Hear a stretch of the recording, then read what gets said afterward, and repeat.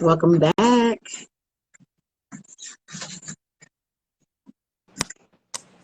Hey, friends. Welcome back. Had to do a So little test. listen, I was not anticipating so many people joining while we tested this out. They join quick, They see the light. I love that. I love that brand loyalty. So welcome everyone. We're giving folks a minute or two to join us, and then we're going to get this conversation started. Hello. I see y'all in the comments. Welcome.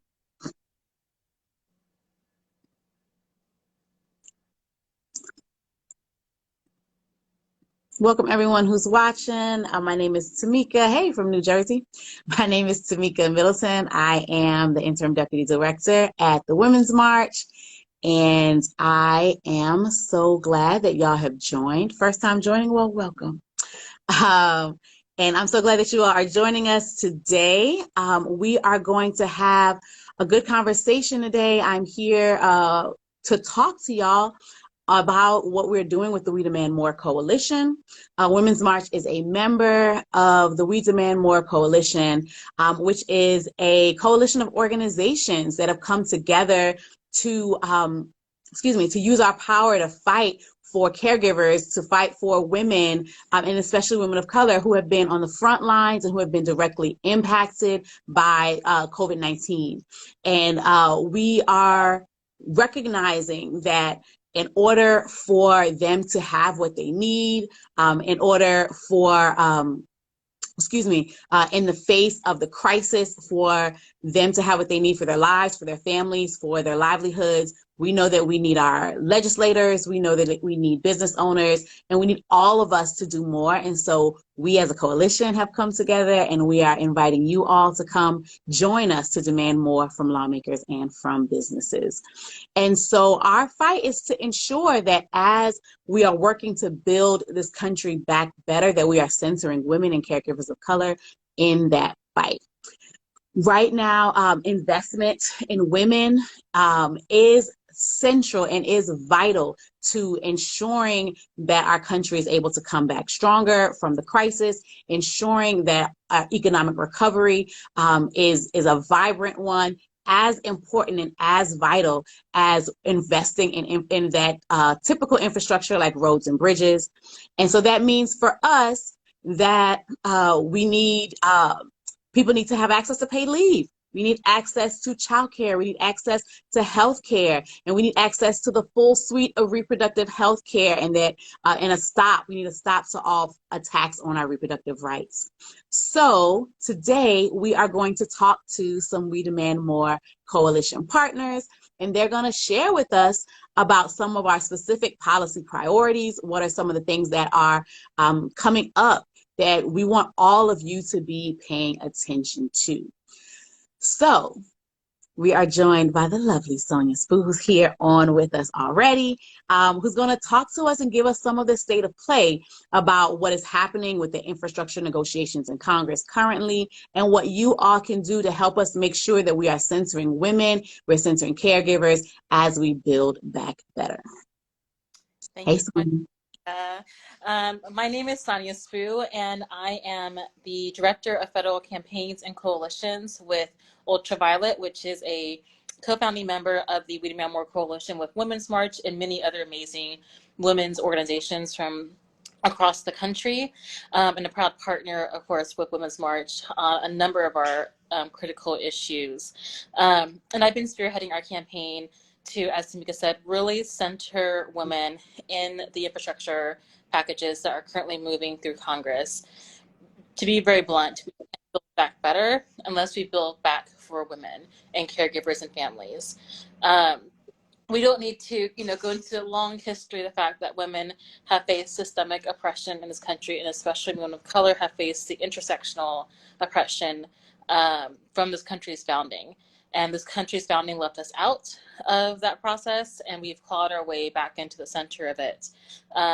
And that I think the pandemic has really shown a huge bright light that we can't escape on how years and years of compounding inequality not only made our country less able to robustly respond to the pandemic in a way that saved lives, um, it also shone a bright light of the fact that we have to change how things have been done in this country, and we have to reorient our understanding of policy, of the economy, of politics in general, to center women, caregivers, and families. Because it doesn't matter how many roads and bridges you have, all the stuff's important. But if our families are not being supported, if our workers do not have what they need to protect themselves in terms of paid leave to take care of their families if they're sick or if they themselves are sick, we don't have access to robust health care, we don't have a living wage and access to affordable childcare, the economy is not working for people inherently. If the economy isn't working for people, then how do we expect to have any kind of growth or any kind of sustainability going forward? So to lay the groundwork, Build Back Better is kind of the overarching name for a series of packages that President Biden has proposed to address the inequality, the lack of structure, and specifically around both well-paying jobs and also around the care economy, or the economy, the ecosystem of jobs, positions, institutions that support the ability for people to seek out childcare. Those two packages are called the American Jobs Plan and the American Family Plan, and together they're called the Build Back Better package. You may have heard a lot about BIF and bipartisan infrastructure and all this stuff, and that's really about two different processes. One is the President, the White House, and Congress have been negotiating a package focused on what we call physical infrastructure, so the roads and bridges and all that they want to see passed the American Jobs Plan, that they're working with the Republicans on. This week, they came to an agreement and they passed legislation from the Senate, now going to the House, which we saw 19 Republicans join in on that and pass it on a bipartisan basis. A rare thing to happen nowadays in DC, but to be very clear, we're not seeking bipartisanship, we're seeking solutions. So we're going to do this work whether the Republicans get with it or not. Right, and unfortunately, because the president has his reasons, he wanted a bipartisan deal. This deal on infrastructure was not inclusive enough of the priorities that we know women and families need, which is why we've been advocating for and have been able to secure a secondary process called budget reconciliation, which only needs Democrats to support it, to pass the American Jobs, American Families Plan. And within the budget reconciliation process, our priorities are really being centered so far. That's a robust $700 billion investment in childcare, which means universal pre-K, it means free community college, it means providing more funds for institutions to build new childcare centers. We know that the pandemic shuttered a lot of childcare institutions because they simply were not able to keep up while folks were at home or taking care of kids at home. And of course, the childcare sector is not only heavily dominated by women in terms of employment, it's also heavily dominated by women of color in particular. So robust investments in the childcare sector in terms of raising the wage of childcare workers, extending training opportunities to childcare workers, giving loans and other processes that allows them to flourish, is really important. And we'll talk more about that from actual experts. The other priority is inclusive and permanent paid leave program at the federal level, ensuring access to healthcare is expanded and we don't see attacks on reproductive rights, as well as continuing to support the permanent expansion of the child tax credit, which started rolling into people's bank accounts in July and is a consistent investment in families. So all those are in the budget reconciliation process, not in the bipartisan deal. And so we're working a two-track advocacy process to make sure both those plans pass and that they are not watered down. We need to have robust infrastructure investment in physical infrastructure, but it should not be at the expense of investing in our families and our caregivers in ways that we know especially will be a boon for women economically, because we know that economically women have borne the brunt of this in pandemic. They lost the majority of the jobs. They've taken on the care burden at home. They've taken on the virtual learning its issues and opportunities and challenges. They've taken on the care of elderly family members or loved ones who get sick with COVID. We're doing it all. And we out our time here in the country that oftentimes that work is unrecognized and unsupported. And we're seeking to change that through this two-lane process of passing a fiscal infrastructure bill, as well as a bill focused on the care and climate needs of our families and caregivers, while not raising taxes on the middle class and raising taxes instead on the wealthy who need to pay their fair share, to be quite honest. Yep. So right now, Congress is in what's called recess. It's a time for members of Congress to go back to their home states and to their districts to directly from people like you. It's a really great time to interface with their members of Congress through town halls, to going to the local offices and letting them know that you need them to support a bold and continued investment in all of these priorities: childcare, paid leave, healthcare, so on and so forth. They need to hear from people, because they're hearing a lot of noise from the DC media circuit, from Republicans, all of that. And we know these policies are popular. These policies are bipartisan, popular policies. No matter what the Republicans here in DC may say, we know that everyday people across the country, Republican, Democrat, Independent, and other, support these policies and support bold investments and need them. So that's a bipartisan consensus that we care about, not what's happening here in DC, but what regular folks want and need. And y'all have a lot of power to advocate for that here while Congress is on recess, which I know sounds silly because they're adults, right? But they're not on vacation. They have to be working for y'all in y'all's districts. So if you don't see your congressperson having an event to meet constituencies, that's a red flag, and we should talk about some pressure we could be doing in there. So we're going to have experts here. We're going to share so much more about the details of the policies on the table that we are fighting for, that we need you to join us with. We Demand More has a robust plan of action for the recess. We're going to be doing petition, call alerts. We're going to be training people about how to have conversations when your member of Congress is having a town hall event or other public event, or how to go to the office and talk to their staff directly.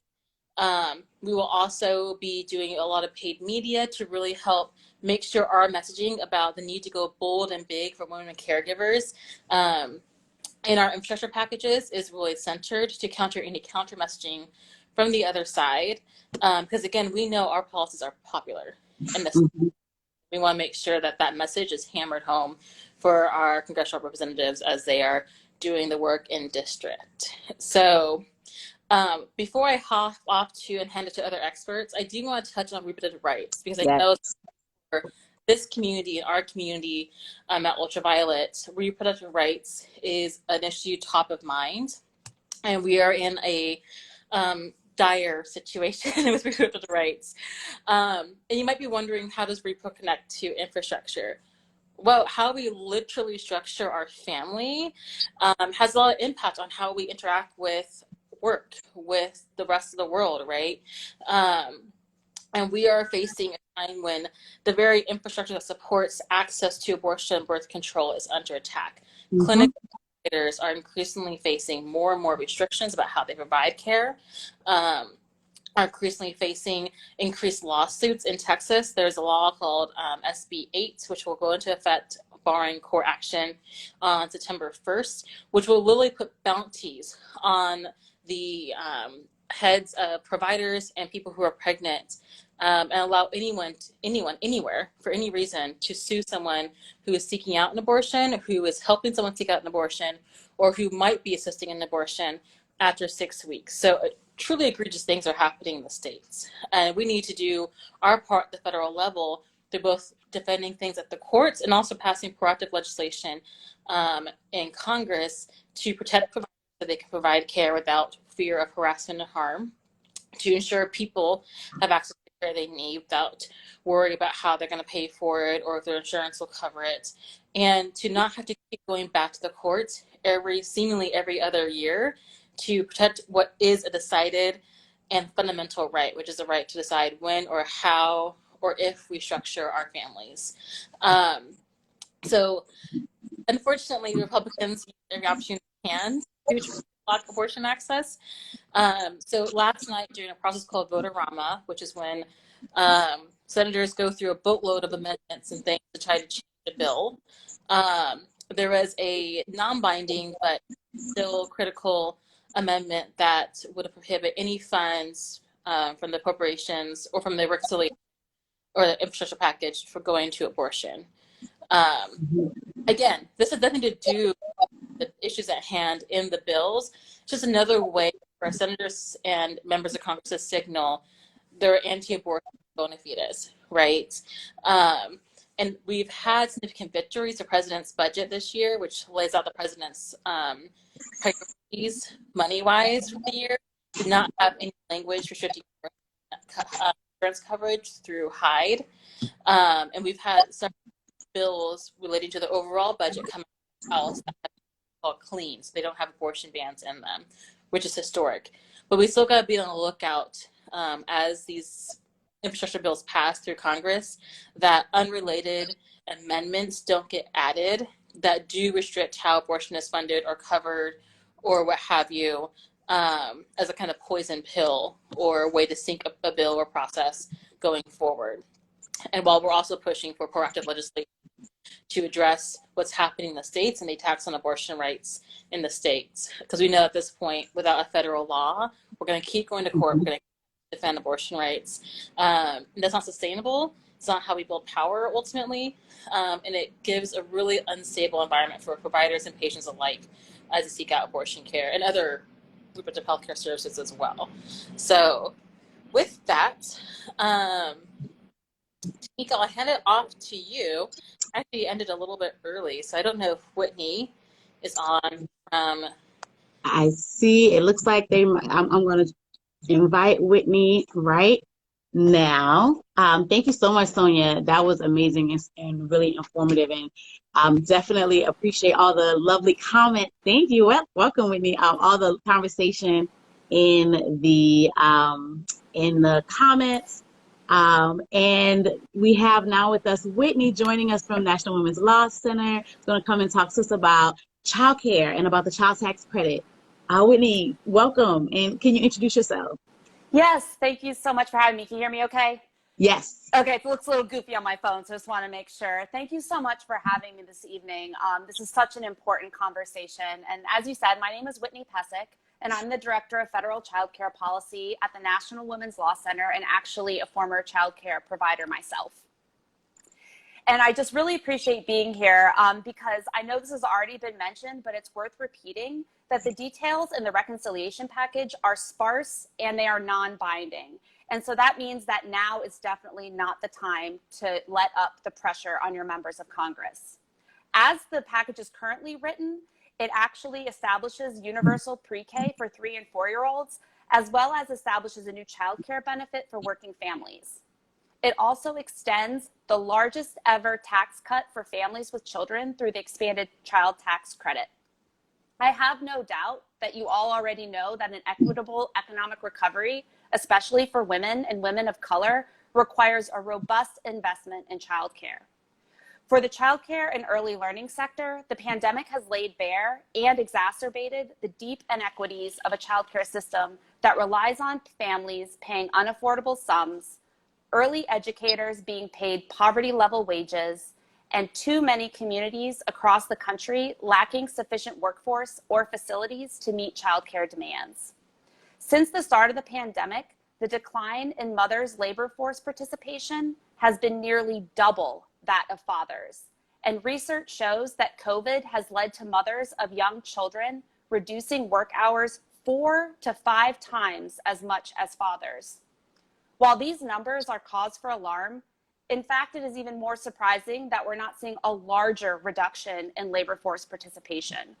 Throughout history, mothers have always found workarounds, accepting a lower paying job because it offered more flexibility, putting off educational opportunities, foregoing other necessities because the cost of childcare ate up 1/3 of their income, all while working themselves to the bone to try and balance breadwinning and caregiving. As parents desperately seek childcare slots, we risk not only undermining employment and economic growth, but also children's long-term development. When we invest in children starting at birth, it yields long-term positive outcomes for health, education, and employment. From the ages of birth to 3, children's brains are making more than 1 million neural connections per second, influenced greatly by their interactions with caregivers. What we need is universal, reliable, affordable, high-quality childcare so that all parents, and mostly women and women of color, can get and keep jobs. We need the highest investment possible in direct spending to ensure an equitable economic recovery. A robust investment in childcare means that no family would pay more than 7% of their income on childcare. Childcare providers would be paid in parity with kindergarten teachers, and there would be more childcare slots for parents. The investment would also enable parents, especially mothers, to participate in the labor force and have greater financial security. The National Women's Law Center has a new study out together with Columbia University Center on Poverty and Social Policy that shows that public investments to guarantee childcare for all would increase the number of women with young children working full-time by about 17% and by about 31% for women without any college degree. Before I pass it off to the next speaker, I want to share a few final thoughts. Before the pandemic and today, our patchwork and underfunded childcare system is premised upon low pay for providers and unaffordable fees for families, with the most severe impact shouldered by women of color who are already navigating compounding racial and gender discrimination in the labor market. The pre-COVID status quo was unsustainable and left families and our entire economy more vulnerable to the ravages of the pandemic. We can and must do better. Childcare is infrastructure. It connects workers and jobs. It's the work that makes all other work possible. It supports the positive growth and development of our nation's children. Without a childcare system that works for every family, our economy will suffer in the short and long term. Therefore, it must be a key facet of our national economic infrastructure, and we must keep the pressure up to ensure that it is not left behind in these negotiations. Thank you so much for having me today. Thank you so much, Whitney. Can you, Sonia, I can't hear you. Say.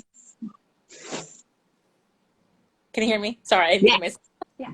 Whitney, before we jump, can you share more about what people can do during recess or going forward to make sure that childcare is invested at the levels we need? The best thing you can do is to be in contact with your members of Congress and senators. They need to hear from you. Us, in Washington, D.C., meeting with members of Congress and the administration, try to make the case with our statistics and data and all the things that are available to us. But what we always hear is that they need to hear real stories. They need to hear from childcare providers. They need to hear from parents. They need to hear from community members. They need to hear from business leaders who are struggling with employees who can't access childcare.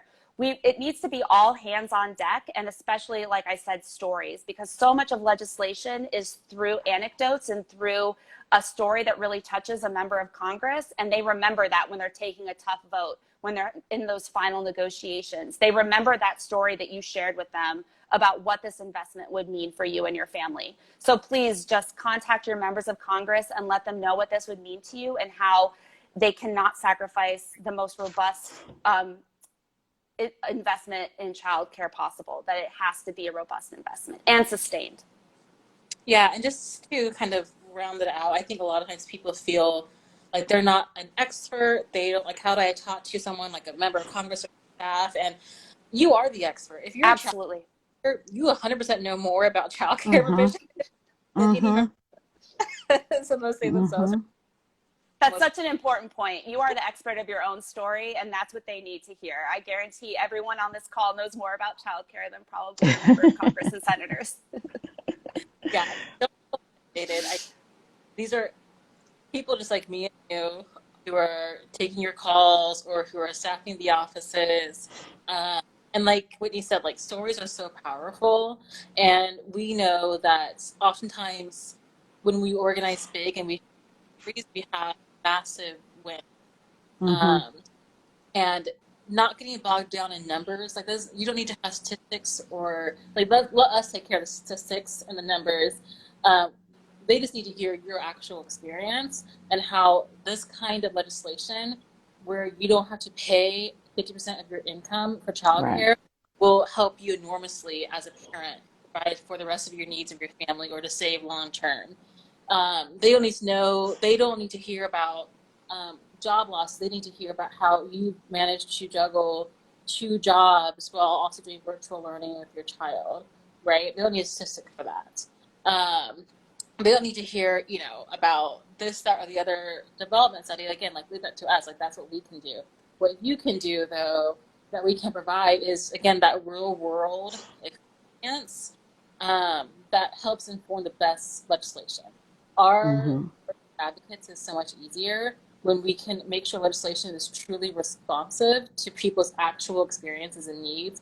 And that helps us make sure we're not doing anything unintentionally harmful or that legislation is actually like, truly liberative and expensive for us. So any other Absolutely. thoughts, Whitney, share?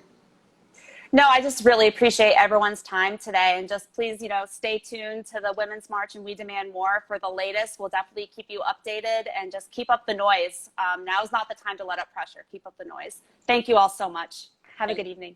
Thank you so much, Whitney. And I see folks chatting and sharing stories in the comments. Those are the stories that they need to hear. Those are the stories that your legislators need to hear. This is the time while they are on recess and they're back in their communities. And even when they return to DC, continue to call, to email, and all those things so that they can hear from us and hear from all of you on both the, family member parent side and also on the side of caregivers. Next up, I'm inviting now the brilliant Josie, who's coming from Family Values at Work. Let's see if Josie gets our invitation. And Josie's going to come in and talk about paid leave. So Josie works at Paid Leave for All. Josie, you got to turn around your camera. There she is. Hey, Josie. I was like, I did such a good job setting all this up so you wouldn't mess around me and get my camera on me. It's okay. We are now distracted by the hair and the scarf and all the look, so we have forgotten about it. It looks flex a little. Once again, you have to put on some lipstick, even if you're working from home. Our kicks where we can. Yes. I'm so glad to see you. Thank you. Introduce yourself, Josie. Tell the people who you are. Hi, everybody. I've been reading the comments, and there's so much going on in there. My name is Josie Capetti. I'm the Deputy Director at Family Values at Work, and we are a proud member of Paid Leave for All, which is a national coalition. It's really organizing to push and win paid family and medical leave for all. So I am so excited to have this conversation with you all. And I wanted to say that there's a lot coming up in the chat. And I know that this is not the last time we're doing this event. So some of the issues that we're not going to touch on today that are coming up in the chat, promise we'll get to them in the future.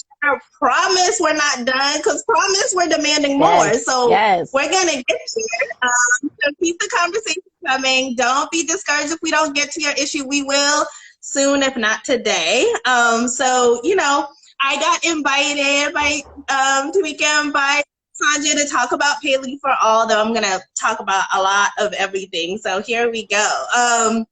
The thing that I often say to people is, whether it's because of age or disability or because of a chronic illness, because of physical or mental health needs, we're all going to either need care or give care at some point in our lives. And the reality is most of us have to work to make ends meet because our economy is set up that way, where the times of the early 60s where you could have one adult at home and, you know, you had that option, it's just not the reality. So most of us, at the point that we need care or at the point that we're going to give care, we're also likely going to be working.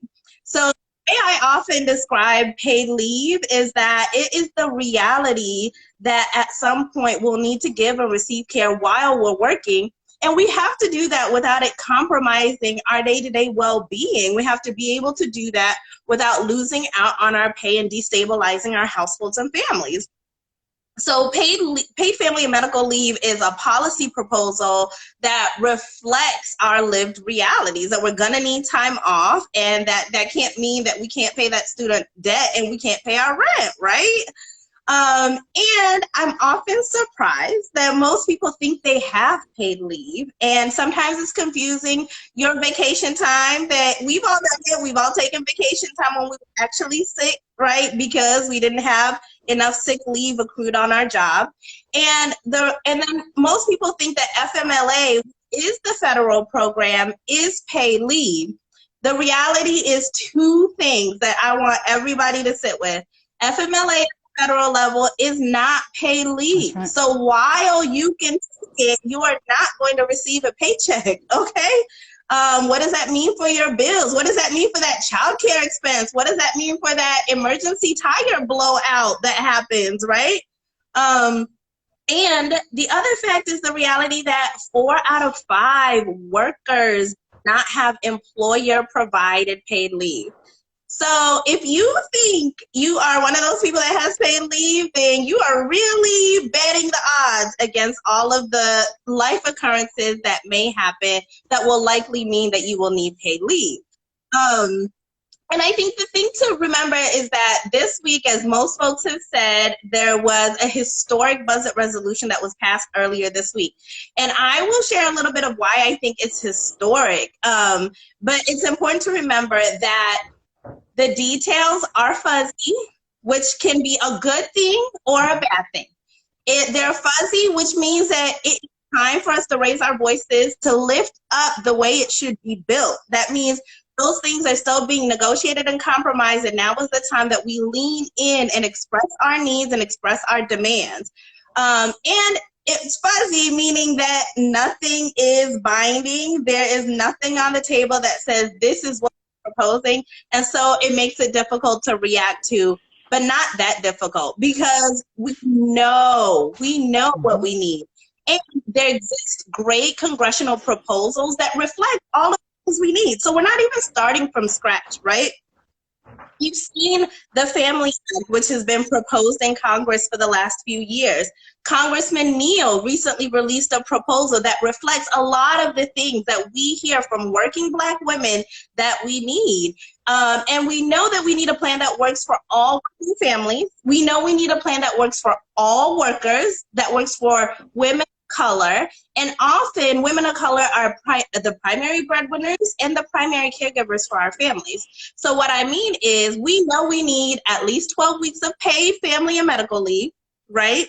We know that we need leave we need to be able to take leave for anyone and for ourselves, right? So if I need to go to Illinois from Maryland to go take care of my mom because she had surgery, I need to be able to do that. So for anyone and for our own needs. While we're on leave, we need our wages replaced at a level that doesn't cause financial instability for our families, right? So that there's a threshold that makes taking leave not worth it because I can't make the ends meet at the end of the month. So we know that that wage replacement needs to be at a significant enough level for us to actually be able to take the leave that we need to take for ourselves and for others. And we need to have the reassurance built in that we'll have a job to return to. It doesn't make sense for us to take leave. At the end of that leave, you show up on your first day on the job and all of a sudden you're fired. Like, we need that reassurance. We already know the role that race and gender plays in workplace discrimination. And without that protection, we're setting ourselves for failure, right? So we need all of those things. And the other thing that I will say is that in our network at Family Values at Work, we've had states that have passed paid leave laws at the state level. So we have learned a lot and we have seen what works and doesn't work. And we need to make sure that the federal law doesn't undercut the good that we're seeing at the state in the level laws. So that's the other thing we need. The thing that I will say is that the budget reconciliation process, Sandra, you did so good describing that. I need to put you on the blowhorn. I need a video that I over and over again, because it's so confusing when we talk about legislation and budget reconciliation and budget resolution and, you know, what are all of these things? What are all of these differences? It's important to know that the primary vehicle right now that makes it possible for us to see legislative changes is what everyone's talking about, which is the budget reconciliation process. And it's important to know that the budget reconciliation process is basically, the way to think about it is, how do we get to the best that we can get, the fastest way possible to get those things to us and our families with the money that's being assigned to us. So what you'll see in the coming days is that the budget reconciliation process will say child care is going to get X billion dollars, and we have to decide if it's enough, not enough. Hint, it's not going to be enough. So that's the next fight we have to take up. But then we have to fashion the money that's being allocated to each one of these programs in a way that gets us the most that we can get, and that gets us to our people and to our families the fastest way possible. So that's one way to think about the budget reconciliation process. And Sanja's already said, you know, Whitney has said, Tamika said, the road ahead of us is long, both in Congress, and whatever we win in Congress, we're going to have to defend at the federal level. We're going to have to defend at the state level and make sure it's implemented equitably, make sure that it rolls out right. So this is the time to lean in. Then we'll take a pause to celebrate and win, and then we're going to have to come back and lean in, demand more again. But we've gotten this far because everyone has been engaged, all of our families. These are not partisan issues. These are family issues. I know these are issues that cut across income, that cut across race. I'm not saying that Black working women aren't most impacted.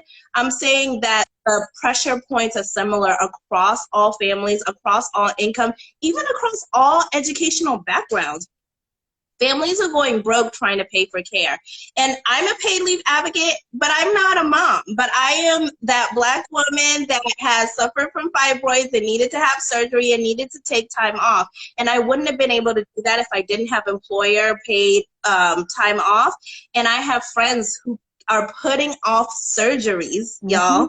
Our people are putting their medical needs because they can't afford to be off work, and they can't afford to miss a day's worth of pay, and they can't afford to miss that pay.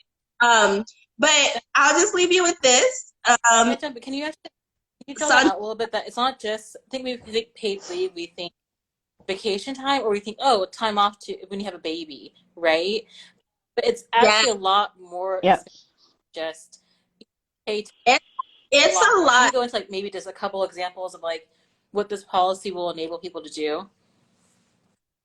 Absolutely. So I will say that actually the data tells most people take leave for non-pregnancy related needs.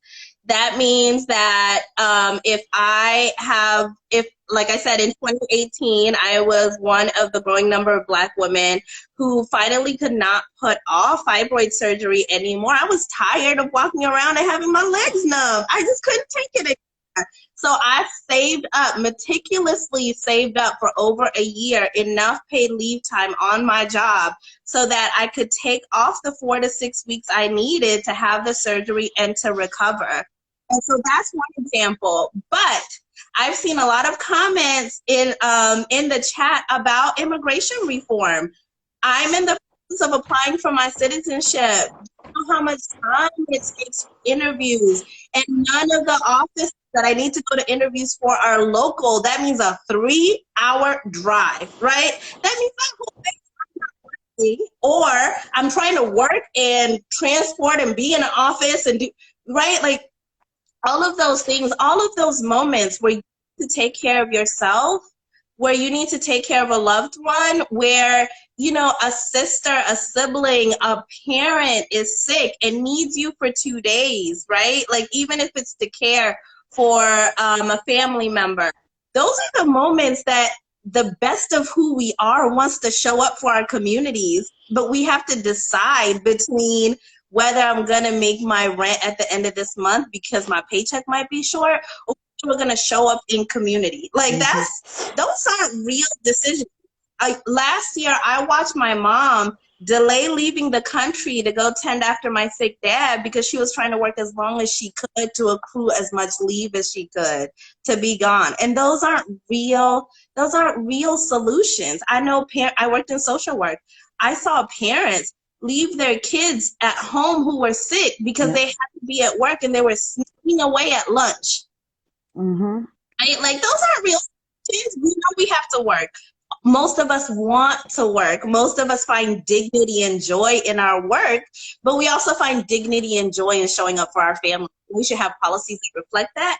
And so there's an expansiveness in what the paid family and medical leave law needs to look like, and we are fighting for that to make sure that it covers all of our needs, all of the reasons we would have to take leave, whether it is for our own medical needs or for somebody else's medical needs or to take care of someone else, right? All of those reasons are good enough, right? Are good enough.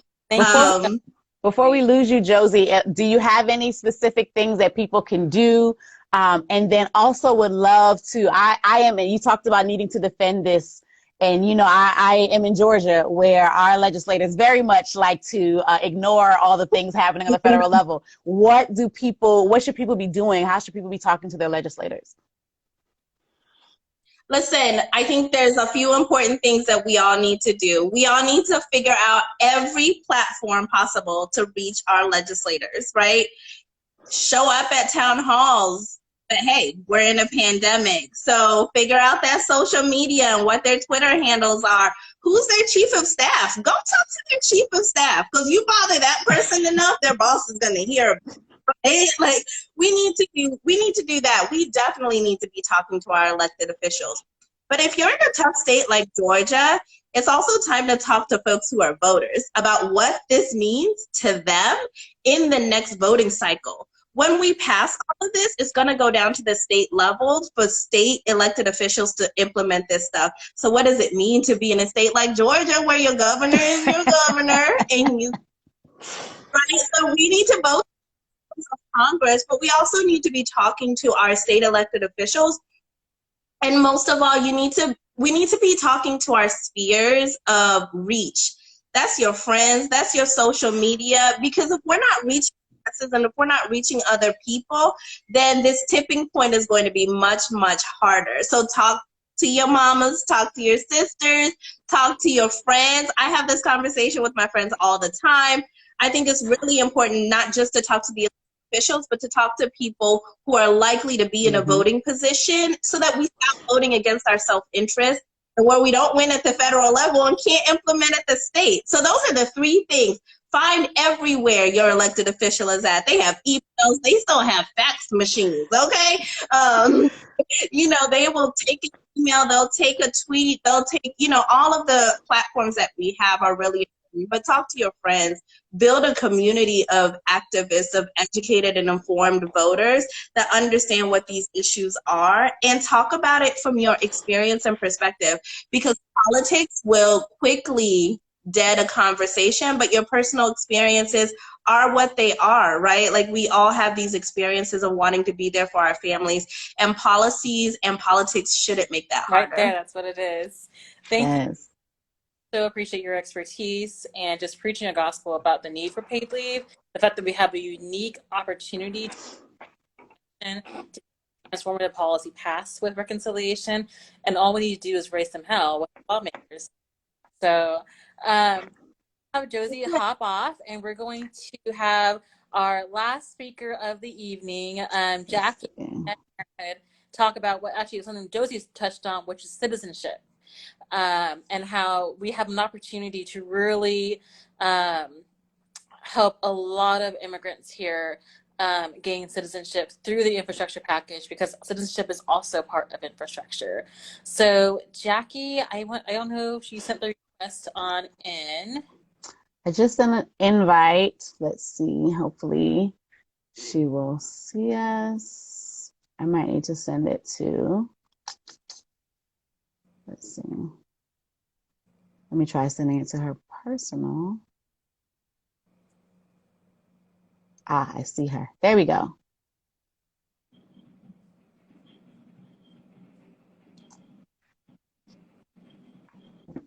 Yes. Welcome, Jackie. Hi. Can you all hear me and see Yes, me? we can hear you perfectly and we can see you perfectly. And this look is all the things. Welcome, Jackie. Can you introduce yourself to everyone? Yeah, I would first like to say, oh my gosh, Josie was amazing. I know I learned so much.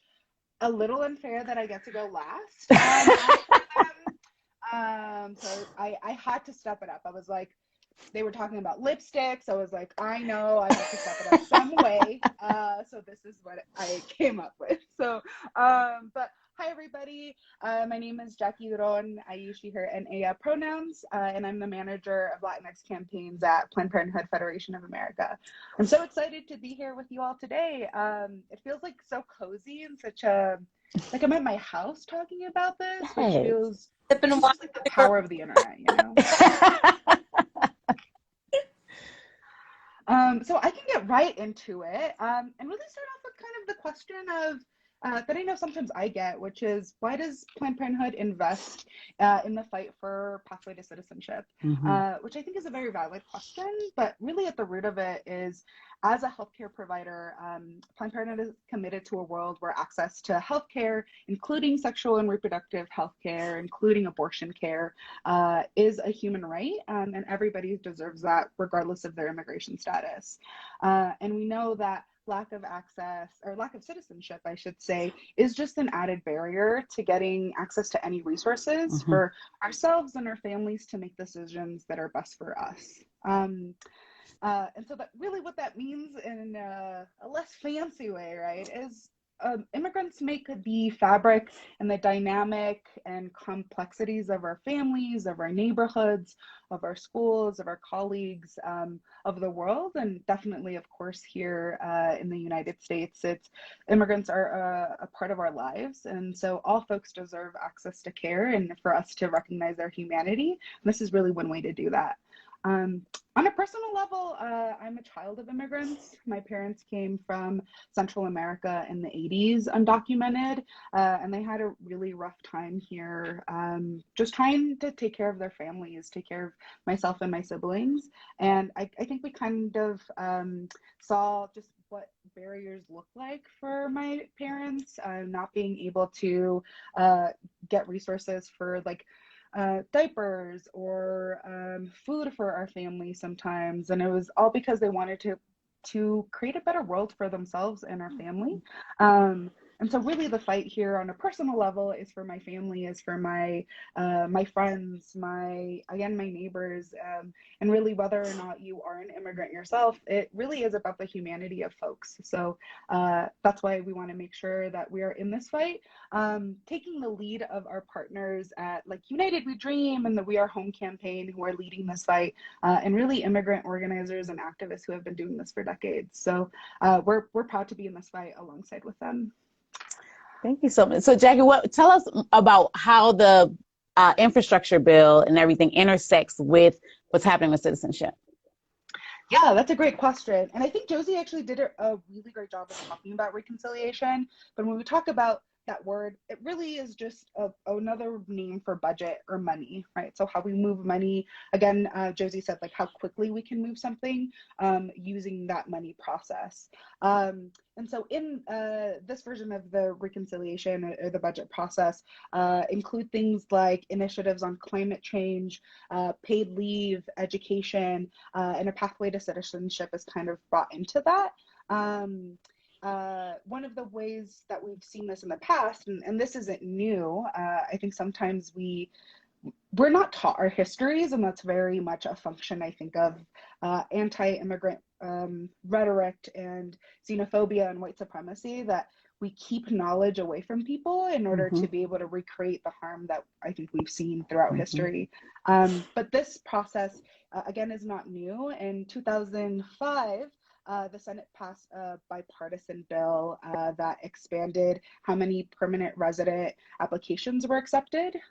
So again, giving more folks kind of access to getting their green cards. Permanent residence applications are also known as green cards. And so we've seen that in the past, and this is just another way to kind of move pathway to citizenship along. What that means right now is we have an opportunity for dreamers.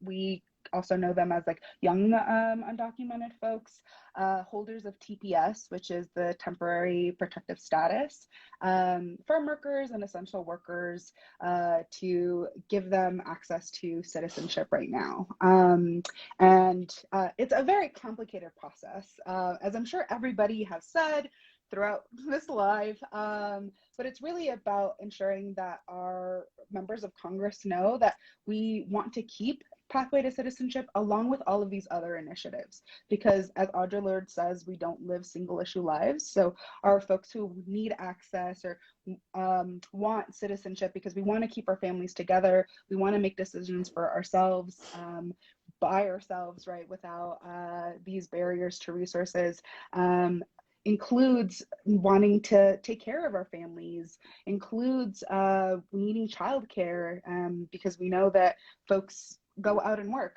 Capitalism tells us we need to go out and work. So all of these are all intertwined together. And so the fight is really about getting our members in Congress to keep all of these initiatives. So that's really one of the ways that you all can take action. I know I've heard it throughout the call, but it's so important to call your representative, your senator. Ooh, can you tell them a plant parent when there's little like flies, fruit flies running around? I don't know if you can see them in my, in my background. I live with plants and fruit flies. Against us. I'm sorry?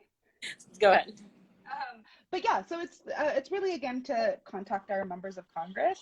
And I'm a young person. We're on Instagram, right? We're all on Instagram right now. So social media is actually a very good way to engage, not just staffers on the Hill or in DC, but also our own networks about why it's important for them to take action too. So we're urging folks to not just call your members of Congress to tell them to keep the pathway to citizenship in that budget process, but also to use the hashtag #WeAreHome on all your social channels to amplify this message. Again, to engage your networks, your family, your friends, regardless of what your own immigration status is, whether or not you're an immigrant yourself. But again, it's really about the complexities and the beauty that is our communities, and immigrants create that fabric of beauty in our world. And so we want to make sure that folks have access to what they need to.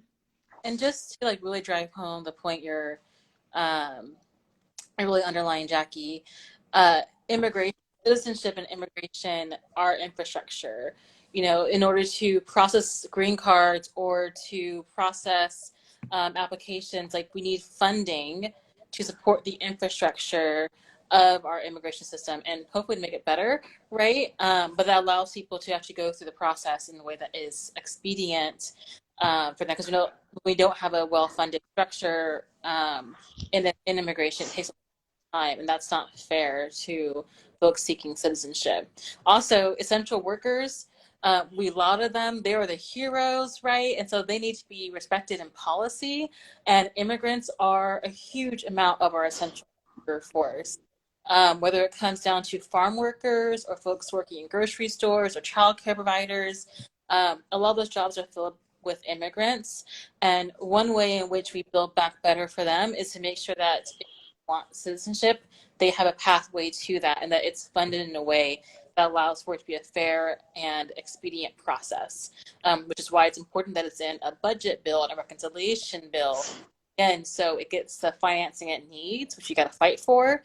And it passes with the urgency that the moment and the communities need and demand. If you hear anyone say that not like this is something to do with infrastructure, blah, blah, blah, as we've kind of alluded to, the definition of infrastructure just being roads and bridges is it's not reflective of the actual infrastructure realities of people's lives. And we're not interested in limited definitions of people's needs. We're interested in definitions that actually are inclusive and encapsulate the different experiences. So whether it's paid leave or immigration or childcare, these things are critical infrastructure because they are the things that allow us to engage in our economic lives, engage in our families, and that literally structure our society, and that need to be invested at levels. So thank you so much, Jackie, for sharing Planned Parenthood's work, and again, how citizenship is a critical part of the reconciliation and Build Back Better packages. And to wrap up, you've heard time and time again from all of our experts that speaking to your lawmakers is absolutely critical. And these people are not, these people are not even, many of them have no expertise in the areas that they're lawmaking on. That is where folks like y'all, who are immigrants or who love immigrants, who are childcare workers or need childcare access, or who do take paid leave and need paid leave, that's where y'all are the experts and share your stories and not feel intimidated about doing that. So one quick way to get your voice heard is through signing up. If you go to wedemandmore.org, that's WEDEMAND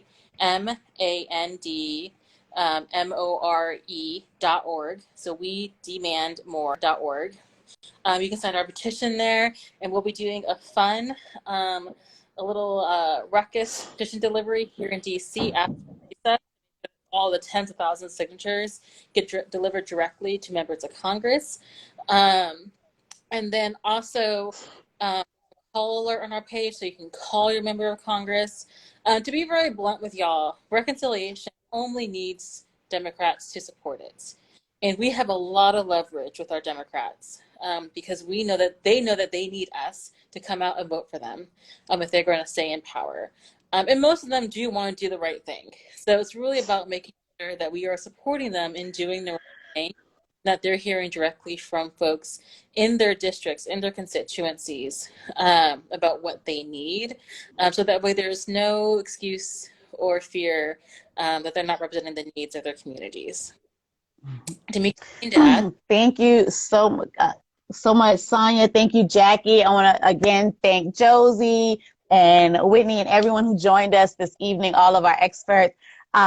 This was wonderful. Thank everyone for their comments. And if you did not see, please, I dropped the website link. It's wedemandmore.org. If you want to sign the petition, you can also continue to watch the Women's March page. We'll continue to post and share on Instagram, on Facebook, on Twitter, and just try to stay involved, try to stay abreast of what we're doing. This video will live on our page, so share it with all your friends, share it in your stories, let all your folks see it, and tell people to call your legislators. As Sonia just named, this bill hits all the intersections of our lives and really recognizes, this reconciliation process recognizes that the infrastructure of this country, what makes the country run, is its people, and women and caregivers and women and caregivers of color in particular are at the center of that. And so we want to be raising our voices and bringing that to the attention of all our legislators. Sonia, do you have any last things you want to say? No, y'all just get out there, cause good trouble. Go to in-person events as you feel safe with your members of Congress. We'll be sharing on various across the coalition, so Women's March, Ultraviolet, Planned Parenthood. We'll be sharing weekly town halls that you can go to speak directly to your lawmaker. So again, watch socials. And, honestly, I think we are so socialized in believing that we don't have power, and all the power rests with us. Congressmen, people, politicians are ultimately responsive to us. And it's about showing them that we give a damn, that we're watching, that we're demanding more, and that we will also hold them accountable if they do not do the job that they were put in Congress to do, which is to represent our needs, and to make policy that is truly responsive to our families and to the transformation that this country has needed for a long time, and that will get us finally approaching our peers in the rest of the world. And then the work continues to do more, to get more paid leave, to get more advancements and investments in childcare and all those things, to get free college overall, not just free community college, Yep. but free college overall, canceling debt. So this is not the end all be all, but it's an important bulwark for us to get past at the levels that we need in terms of funding, so that way we can build on the success going into 2020. So thank you. Thank you. Yes, and I see someone in the comments says we do have power when we join hands. What we know is that when we fight, we win. So let's continue to fight. We'll see all of y'all in the struggle. Thank y'all so much and have a great evening.